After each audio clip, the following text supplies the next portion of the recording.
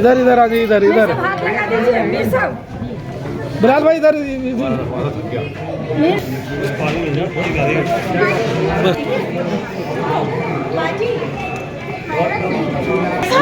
लक्की भाई साहब आ जाओ 2 मिनट के लिए, आ जाओ भाई साहब, आ जाओ।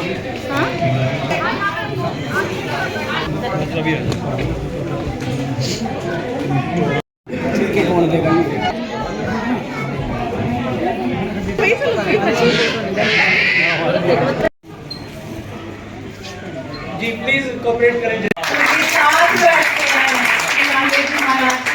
वो क्या कहें रूह थे, तो ऐसी शख्सियत को हम नहीं जानते, दुनिया नहीं जानती, तो मैं ये कहूँगी कि गुरु नानक देव जी महाराज को ही कोई नहीं जानता।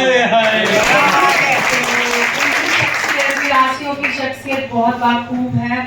हमारे मैक्सिमम कवाल साहब जो है विरासी फैमिली से बिलोंग करते हैं, सरदार अली, नूरा सिस्टर्स, और भी बहुत बहुत बहुत से कवाल साहब जो हैं।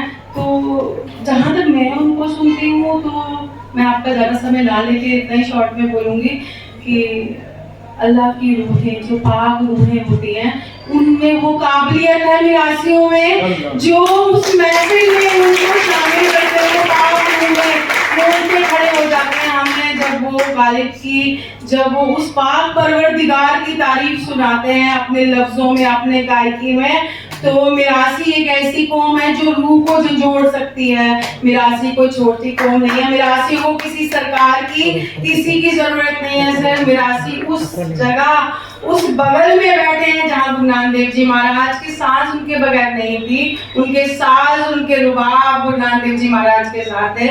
तो मैं मिरासियों के लिए बखूब यहाँ पे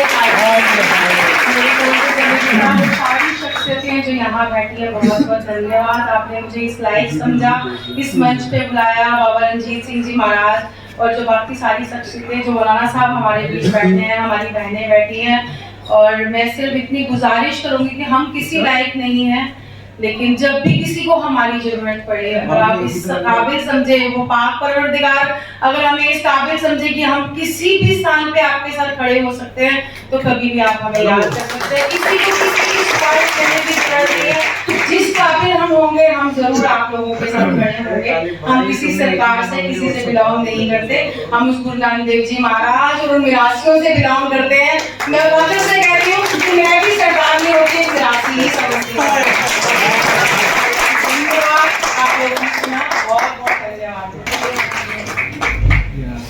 बहुत बहुत शुक्रिया। हम अब सिख समुदाय से हैं, तो काफला नीर गगन नीर को बैठ गए।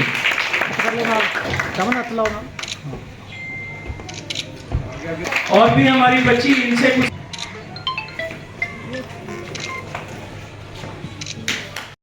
ये कहाँ छुपा रखी थी आप?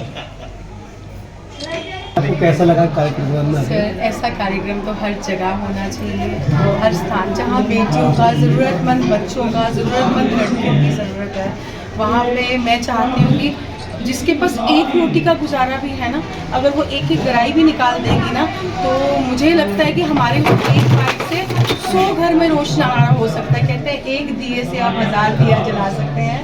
तो रोशनी किसी की मोहताज नहीं है, बस जलाने की वो दिल में क्षमता होनी चाहिए कि हमने रोशनारा करना है। बाकी जहाँ मिरासी कौम के लिए तो उसका बहुत अच्छा, एक बहुत ऊंचा सूचा रुतबा है, क्योंकि मिरासी गुरु नानक देव जी महाराज की बगल है।